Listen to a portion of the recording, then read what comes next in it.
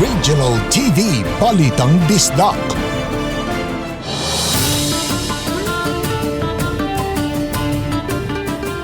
Mayong hapon, kining inyong GMA Regional TV Balitang Bisdak. Ang bugtong kasaligan, kasandigan o kadangpan sa mga Bisaya. Ako si Bobby Nolsaro. Nga maghatod sa labing dako og mga nagunang balita nga mahinungdanon sa Central ug Eastern Visayas. Ako si Alan Domingo. Ako si Cecil Kibad Castro, live sa GMA Complex sa Dakbayan sa Sugbo. Dili tanang pulis nga natakbuyan sa COVID-19 ang makadawat sa ayudang pinansyal nga 50,000 pesos. Kadto mga pulis lamang nga grabe og na-admit sa ospital ang angayang mahatagan og financial assistance tungod usab sa kadako sa gasto nila sa tambalanan. Sa yun ini kitahong hatagan og tag 50,000 pesos ang mga pulis nga nataptan sa coronavirus disease. Gani gipadayag ni Police Colonel Josefino Ligad na siya mismo na-admit sa ospital kaniadto tungod sa COVID-19 ug nakabayad sila og kapin 300,000 pesos sud sa upat ka adlaw. During sa karang course iyang mahuslabi nagma-ospital ang usa ka pulis. Then magamit niya sa iyang pamilya o sa iyang paggasto sa ospital. So katong severe? Severe. Admitted. O, kay ma-hospital man. Emergency Operations Center sa Dakbayan sa Mandaue nakabantay sa pagsaka sa mga kaso sa COVID-19 sa maong Dakbayan. Apan gitataw sa pangu sa EOC nga dili kini angayang kabalakan. Si Nico Serino sa report. Nabantayan sa Emergency Operations Center sa Dakbayan sa Mandaue nga dunay pagsaka sa mga kaso sa COVID-19 sa Dakbayan. Sa talaan sa Department of Health kagahapong adlaw, miabot sa 100 ang active cases human sa dugang 7 ka mga bag-ong kaso itandi sa 95 niadtong Nobyembre 25. Muabot sab sa 2,393 ang mga recoveries human sa dugang usa nga naayo. 169 na karon ang nakalas human dugang usa ang napuno. Misumada na sab og 2,662 ang total cases sa Dakbayan. Giangko ni Attorney August Lizer Malate nabantayan sa Emergency Operations Center ang pagsaka sa mga kaso sa COVID-19. Apan mitataw nga dili kini angayang kabalakan kay ang mga kaso sagad resulta sa mga establishmento nga mipaswab sa ilang mga empleyado. Dili sad ta kailangan mabala ka kayo kay what is important gyud is the efforts sa ato ang contact tracing and isolation. Kay di man gyud nato gyud ni 100% nga ma-zero. Gipasabot ni Malate nga angayang himuon sa Dakbayan ang pagsiguro nga ang mga establishmento higpit nga musubay sa health protocol aron mapugnan ang pagkatap sa kagaw. Wa man siya musupak sa mga mall sale apan iyang gipasidan-an ang mga tagduma sa mga mall nga musubay kanunay sa health protocol kay usa nila kasipyat posibleng sila mapasirad-an. We coordinate with them. Naaman tay reporting mechanism sa mga establishments wherein we require them to report to us what they have done. Uban ni June Solon, Nico Sereno, Balitang Bisdak. Tungod sa pagpakabana sa ubang dalisaynon na sikop ang tulo ka mga tawo nga gilang dirigista sa Dakbayan atol sa sunod-sunod nga anti-drug operation sa Talisay City Police Station. Kagahapon hangtod nas gabi, nakuha gikan kanila ang kapin 50,000 pesos nga balor sa gidiling drugas. Mato ni Police Major Gerard Ace Pilare, ang hepe sa Talisay City Police Station, nga sunod-sunod ng operasyon ang ilang gihimo tungod sa mga impormasyon nga ilang nadawat gikan sa nagpakabanang katawhan. Nasikop silang Lauro Ibarita, Roger Restauro ug Jerome Caballero. Mga resort owners sa Dakbayan sa Lapu-Lapu nanawagan nga unta luag-luagan ang mga travel restrictions aron usab makadani sila og mga turista gikan sa ubang mga probinsya. Samtang giduso usab sa lokal nga kagamhanan ang Travel Corridor Program sa usa ka airline company isip pamaagi aron mahibalik ang kalagsik sa sektor sa turismo sa Dakbayan. Si Luan Mayrondina sa report. Sa katigom nga gi-organize mismo sa mga resort owners sa Dakbayan sa Lapu-Lapu uban ang kadagkuan sa Tourism, Cultural and Historical Affairs Commission, Department of Tourism Region 7 ug GMR Megawide Cebu Airport Corporation. Gipadayag niini ang panawagan ngadto sa IATF nga unta maluag-luagan ang mga travel restrictions. Matud sa mga resort owners, bisan pa man sa paglusad sa balik turismo travel fair niadtong Oktubre 17, apan way ni usa sa ilang mga guest ang gikan sa ubang mga probinsya. Pulos mga taga-Sugbo lang ang mga local tourist nga anaa karon sa mga resorts. People like in Manila still have the impression that it's very challenging to come or that they can't even come. We want to be able to change that perception. A lot of people are still not that comfortable, I think, going around, but we can guarantee, most of the properties can guarantee that we are doing the necessary protocols are in place. Subay niini, nagtinguha ang chairman sa Tourism, Cultural and Historical Affairs Commission nga mapaabot ang sentimiento sa mga resort owners ngadto sa IATF. Local kanang mayors, no, and the Tri-Cities and also the governor, we want them to meet with the IATF para kani mga border bitaw confusion, border controls makuha na nato, mahanay, and we make life easier for the tourists to come to Lapu-Lapu. Giangkon sa mga resort owners nga inanay ng midagsa ang mga local tourists ilabi na kay nagsugod na ang holiday season. Apan ilang giklaro nga dili kini paigo aron pagsustener sa malungtarong patigayon. Gawas niini, gi-endorse usab sa Dakbayan ang Tourism Corridor Program sa usa ka airline company aron pagpalagsik og balik sa tourism sector. We're waiting na lang for a reply from the LG or the regional IATF man gid na, no. Unsa ilang response ani? DOT, the regional office, is here for that and very much willing and pushing for initiatives such as this. Sa pagkakaron, 8 lang ka mga local destinations ang adunay flight paingon ug pabalik sa Sugbo. Kini naglakip sa Manila, Clark, Tacloban, Davao, Cagayan de Oro, General Santos, Dipolog ug Zamboanga. Ug pulos lang alang sa mga essential travels. The airlines are really ready to open more connections to and from Lapu-Lapu from Mactan Cebu International Airport. It's just that, of course, they need to make sure that there is demand. They need to make sure that tourists are really going to start traveling. Uban ni Godfrey Relien, Luan Merondina, Balitang Bisda.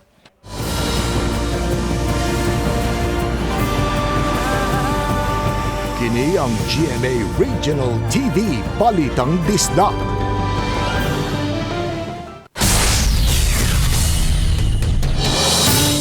Mga reklamo kalabos pagkolekta sa basura sa Dakbayan sa Talisay na dawat sa Ecological Solid Waste Management o sa pipila ka mga barangay.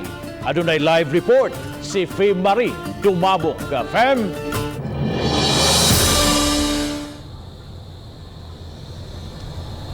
Bob, giangkon ni Edwin Yerves ang in charge sa Collection and Transportation sa Ecological Solid Waste Management Office sa Dakbayan sa Talisay nga sud na sa duha ka semana sila nakadawat og mga reklamo may labot sa garbage collection. Kining mga sinako nga basura daplin sa daan sa barangay Tangki, tulo na kaadlaw nga wa makolekta. Matod panining residente, sige lang silang gisaaran sa mangolekta nga balikan. Wa lagi kuat, tulo na ni kaadlaw. Nya wa man nila kuha. Maagi lang nga basura ina baliko lang namo. Balika, di gani balikon kuhaon gid mo sa kuan. Wa unta ni nila uy. Kay pait kayo ang sagbot dili nila kuhaon, hugaw kay tadawon. Nagyan usab sa GMR TV Balitang Bisda kini mga basura daplin sa daan sa barangay Kansuhong.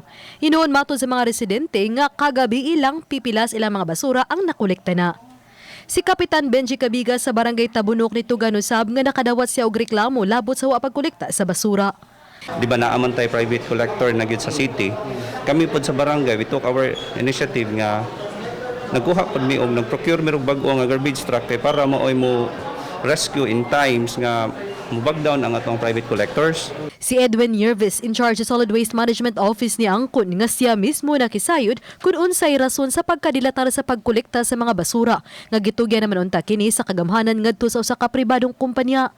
Mato din Yerves nga siya mismo nakadawat og daghang mga reklamo sa wa pagkakolekta sa mga basura. Wa ko makatuo sa mga kanang complain kay na naman tay kontraktor. Pero sa pagsuroy gid ako, nakita gid ako sa ako nakamamata nga daghang kayo mga basura nga wa makolekta tag 2 weeks, 1 weeks, do na gani uban tag 1 month na mao makolekta. So gi-verify na ko ang ilang yarda. Tinuod gyud do na sila mga garbage truck unong kabuok guba. Bob, nirekomendar si Yerves, kung matod niya, nirekomendar siya nga sa kagamhanan nga gamiton ang tulo ka mga garbage truck nga iya sa kagamhanan sa Dakbayan sa Talisay diha sa pagtabang sa pagkolekta sa mga basura diha sa kabaranggayan. Apan giingon nga gipangitaan pa og pamaagi nga dili usab sila makwestiyon sa Commission and Audit. Bob? Daghang salamat, Faye Marie Dumabok sa imong live report. Miomol og Special Investigation Task Group kon SITG ang Cebu City Police Office aron motutok sa investigasyon sa kamatayon ni Attorney Joey Luiswi. Langkuban kini sa CCPO, CIDG, PNP Crime Laboratory, CIU ug ang Investigator on Cases Station 4. Makig-alayon pang kapulisan sa pamilyas biktima ron, makakuha og dugang kasayuran ilabi na sa mga kasong gihuptan sa abogado. Job-related ang usa sa anggulong gitanaw karon sa kapulisan sa pagpatay kang Attorney V. Samtang gibotyag ni Police Colonel Josefino Ligan nga andam sila makig-alayon sa NBI 7 nga naghimo usab og investigasyon sa kaso. Gani, nakakuha na ang NBI 7 og pasiunang kasayuran gikan sa CCPO mahitungod sa kaso. Depod na nga duha ka investigating unit police on NBI. Kung nang sa may makuha din compare na lang din i-merge sa back.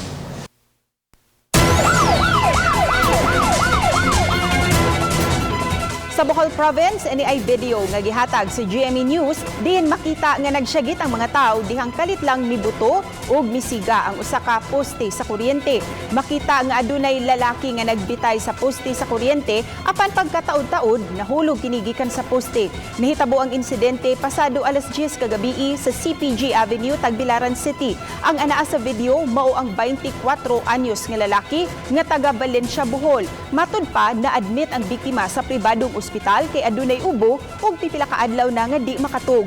Miikyas kini agi sa bintana sa ospital, milakaw paingon sa CPG Avenue ug misaka sa rooftop sa tulo ka andana nga building. Miresponde ang mga otoridad uban ang igsuon sa biktima nga misaka sa rooftop aron konbinsihon kini nga manaog. Apan nakurat sila dihang nakita ang lalaki nga miambak apan nasangit sa poste ug nakuryentihan.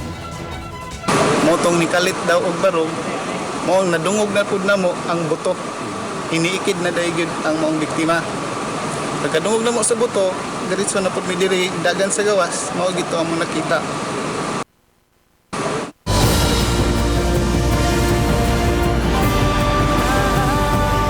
Kini ang GMA Regional TV Balitang Disda.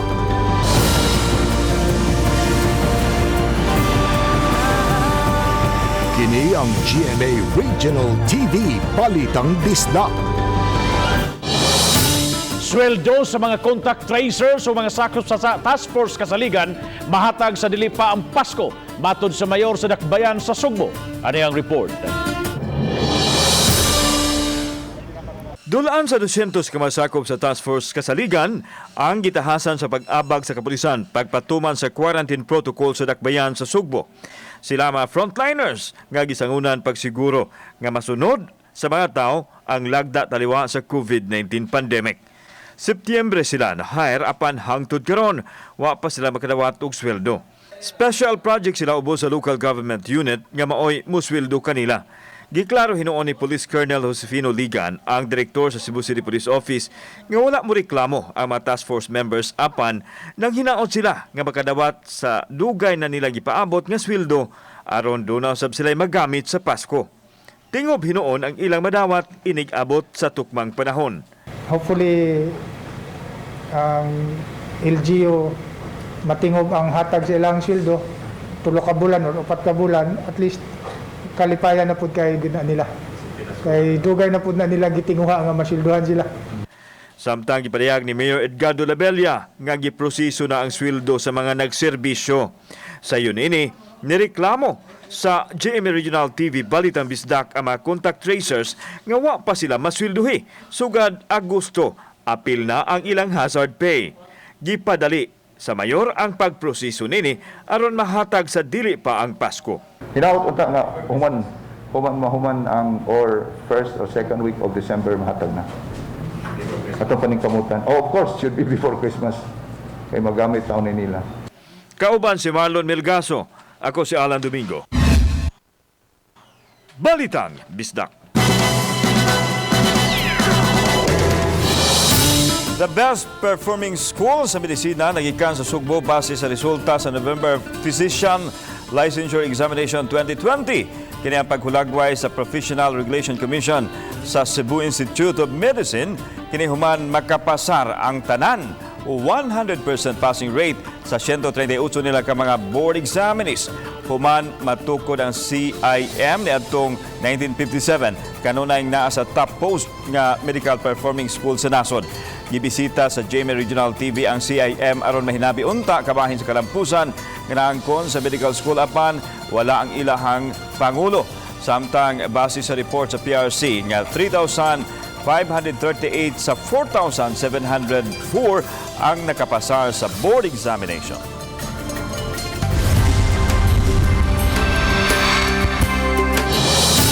Mga taga-barangay San Roque, Talisay City na usab ang gibisita sa Kapuso Barangayan on Wheels kagahapon sa buntag. Aniya ang report. Nagpadayon ang sinimana nga Kapuso Barangayan on Wheels sa GMA Regional TV.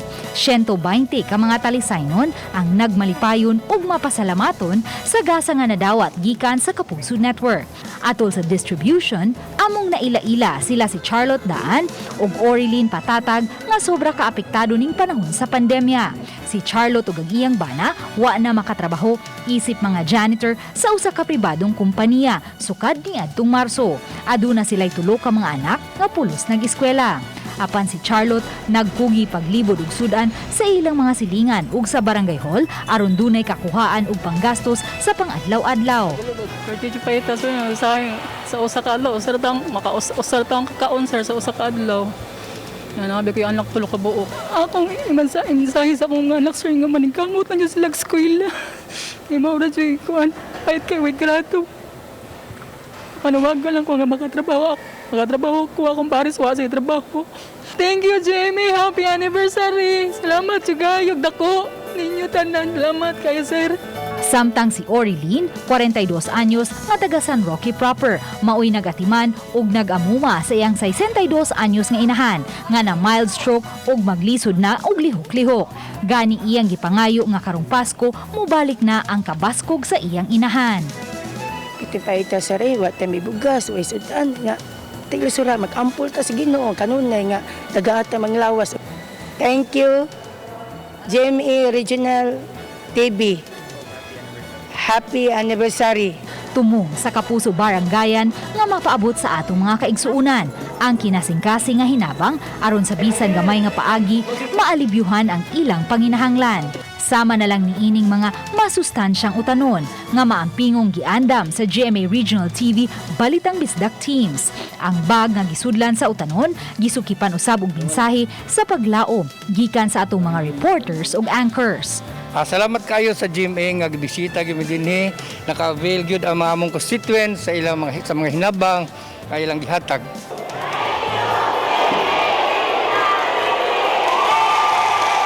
Uban ni Philip Patricio, Lou and Merondina, Balitang Bisdak.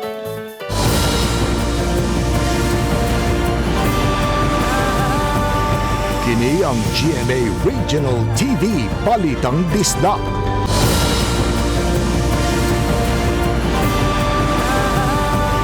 Kini ang GMA Regional TV Balitang Bisdak. Dugang 92 ka mga confirmed cases ang natala sa Department of Health Central Visayas sukad gahapong adlaw. Sa mga highly urbanized cities, 18 ang nadugang sa dakbayan sa Sugbo, 4 sa dakbayan sa Lapu-Lapu, samtang 7 usab sa dakbayan sa Mandawi. Tungod niini, miabot na sa 10,625 ang total cases sa dakbayan sa Sugbo, 2,614 sa dakbayan sa Lapu-Lapu ug 2,662 sa dakbayan sa Mandawi. Sa mga lalawigan sa Central Visayas, nadugangan og 34 ang Bohol, 20 sa Sugbo, 9 sa Negros Oriental ug walay bag-ong kaso nga natala sa Siquijor. Tungod niini, misa ka na ngadto sa 23,948 ang confirmed cases sa Riyon 7, 1,126 niini mga active cases. Misa ka usab sa 21,437 ang recoveries, human sa nadugang nga 110 nga mga nangaayo. Miabot na sa 1,385 ang nakalas, human sa nadugang nga usa nga namatay sa dakbayan sa Mandawi. Sa Pilipinas, misa ka na sa 424,297 ang mga kaso, 387,266 ang mga naka-recover, 28,789 ang active cases, samtang 8,242 ang mga nakalas. Samtang miabot na usab sa 60,974,576 ang global cases, 39,070,026 ang mga naka-recover, samtang 1,432,048 na usab ang global deaths. Luan Merondina, Balitang Bisdak. Why natakdo sa mga fingerprint nga nakuha sa mga persons of interest dihang itandi kini sa mga latent prints nga nakuha gikan sa City Prosecutor's Office ug sa Parole and Provision Office. Ang napo ka mga persons of interest na sikop tungod sa kalambigitan sa illegal nga drugas ug sa mga pagpangawat, sila ang gituhuang responsable sa sunod-sunod nga mga pagpanglungkab sa mga buhatan haduol sa Lapu-Lapu City Hall niadtong buwan sa Setyembre. Hinuon matod sa Happy Station 3 Police Major Jaime Tolentino, may duga mga person of interest na usab sila karon nga gitanaw. Di ta mahunong ma'am until such time nga nagyud tay matumbok nga real kuan gyud siya suspect. Posibleng mauswag ang one-stop shop sugod sa Disyembre 1 hangtod Disyembre 4 sa dakbayan sa Mandawi tungod kay minus pa ang mga operator nga mibisita sa Traffic Enforcement Agency o Mandawi kung team aron makabalik na og pamasayro ang mga public utility jeepney. Ang report ni Nico Serino. Kaganihang buntag bugtong si Loreto Jerez Jr., presidente sa Mandawi Transport Cooperative, ang miduaw sa Traffic Enforcement Agency of Mandawi kon team aron pagduso sa gikinahanglan nga rekisito. Bitbit niya ang talaan sa mga ngan sa PUJ drivers nga sakop sa ilang kooperatiba. Lakip niini talaan sa mga PUJ. Kay ang uban niini god na uli mas probinsya o niya wa taon ka ari diri tungod lagi sa pandemic. Giangko ni Jerez nga dul-an na sa 70 lang ka mga driver ang naa sa talaan inay sakapin usa ka gatos. Ang listahan rekisito aron tan-awon sa team kung kinsay mapaubos sa swab test. Gidawat ni Edgar Sanchez, admin head sa team, ang mga dokumento nga giduso ni Jerez. Gipahibaw sab ni Sanchez nga ang dokumento mo'y basihanan sa pagpahigayon unya sa one-stop shop. Sa ako tan-aw sir, hapit-hapit gyud tanan. No, do na di mga building penalties kay iba ka biya mamasahero na magipanahon masayop ang drivers. Samtang gipahibaw ni Arnold Maligon, operations chief sa team, nga minus pa ang mga PUJ operator nga bibisita sa ilang buhatan. Ato pamingsong adlaw ginaki-contact nila through cellphone. Gamay pa kayong ni-reply. Naglaom siya nga karong hapon, maghugop na ang mga PUJ operator sa team office aron mahikay na ang ilang team clearance. Nabalaka si Maligon nga kung walay mga operator o driver nga mupatim-aw sa ilang buhatan, posibleng mauswag ang one-stop shop sugod sa Disyembre 1 hangtod sa petsa 4. Ang team clearance mo'y labing unang lakang sa dili pa makasalmot ang PUJ driver o operator sa one-stop shop. Team clearance usa, dayon swab, una pa ma-qualified to apply sa one-stop shop the next week. Uban ni June Solon, Nico Sereno, Balitang Bisdak. Gihulagway sa mga kanhi kaubanan o sa mga kasamtangang mga representante sa Kongreso nga usa sa mga garbo o great man of the Cebu ang mitaliwan nga si Congressman Raul Del Mar. Gihimo kagahapon sa Ubos Bay, Balaoranan ang memorial services sa kung katapusang pagyukbo pahinungod sa namatay nga si Del Mar. Gihulagway ang representante sa Cebu City North District nga dakong natampo sa dakong kalabuan sa Sugbo lunod sa pagpaluyo sa mga dagko mga proyekto sama sa katukuran sa MCIA, CPA, Mega Cebu Development Authority, mga skywalks o mga flyovers o ingon man perfect attendance usab siya sa 27 katuig niyang pagserbisyo sa Ubos Bay, Balaoranan o wa kini malambigit sa bisan unsang isyu kabahin sa korupsyon. Siya ang author sa pipila ka mga balaod, lakip na ang Special Economic Zone sa Cebu, pag-usbaw sa sweldo sa mga public school teachers o sa kapulisan o ang pagdeklarar sa September 21 matag tuig isip working holiday sa Dakbayan o probinsya sa Sugbo nga nag-obserbar sa Cebu Press Freedom Week. Si Del Mar namatay ni atong Nobyembre 16 dito sa Kuluhan sa Pangidaron nga 79 anyos. Which was tainted with graft. Not even a gossip about him. It was because he was clean as a politician. I truly miss a close and respected friend and colleague, a distinguished gentleman par excellence. Congressman Raul could be considered as one of the great builders of Cebu.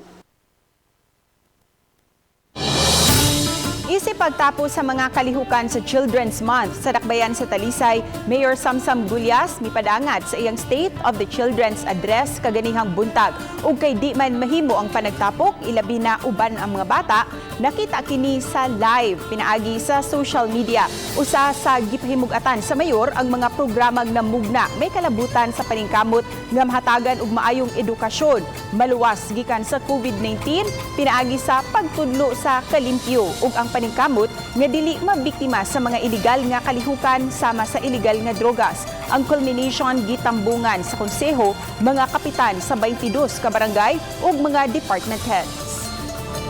Ang main points ko sa SOCA is 4 main points on what I believe and what DSWD believes is angay na tutukan the rights of the children, right to protection, right to participation, right to development, and right to survival.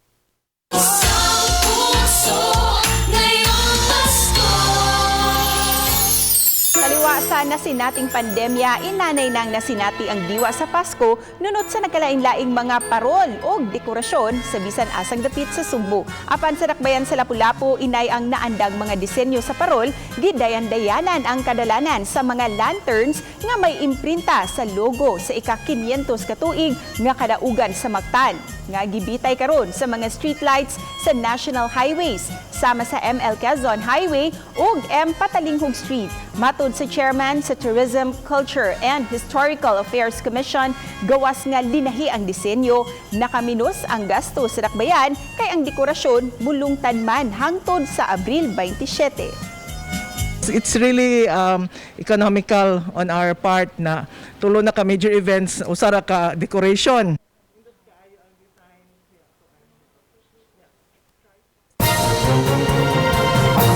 Mo kinito ang latest Twitter update karong adlawng Biyernes, November 27, 2020. Duna kitay gi-monitor nga usa ka low pressure area o karong alas 3 sa buntag kini ana sa visinidad sa Bubulong Munti sa Bulacan didto sa Luzon area. Among LPA ubos ang kahigayunan nga mamahimo pa kining usa ka bagyo. Samtang hanging amihan kon northeast monsoon nagapekto gyud karon sa Luzon. Samtang easterlies nakapekto pud karon sa silangan nga bahin sa Kabisayaan. Ug atong nakita sa tuang satellite animation nga ang Eastern Visayas dunay pagpanag-om sa kalangitan, inubanan kini og mga katag-katag na mga pag-ulan ug mga pagpanugdog ug kilat tungod sa epekto sa easterlies. Samtang diri sa Central ug ang Western Visayas apil na ang probinsya sa Palawan, ingon man ang Kalayaan Group of Islands ug ang Occidental Mindoro. Adunay mga pagkamapanganuron nga na gyud sa panagsang pagkamadag-umon sa kalangitan, inubanan kita og mga patak-patak na mga pag-ulan ug mga pagpanugdog ug kilat tungod sa mga localized nga thunderstorms ug sa easterlies. Para sa dugang update, bisitaha mo ang website. Dinhi lang kutob gikan diri sa Mactan sa buhatan sa Pag-asa Visayas DOST. Nismio Aguirre. Mga kapuso, yung makita kining maong episode sa official website sa GMA Regional TV sa www.gmaregionaltv.com. Bisitaha usab ang atong official YouTube channel GMA Regional TV o gi-click ang subscribe button alang sa mga init ug nagunang mga balita ug kasayuran gikan dinhi sa mga rehiyon. Daghang salamat sa mga kapuso nato apil na sa kawasan nasod nga Kisayon sa mga dagko ug mga nagunang balita sa rehiyon. Ako si Alan Domingo.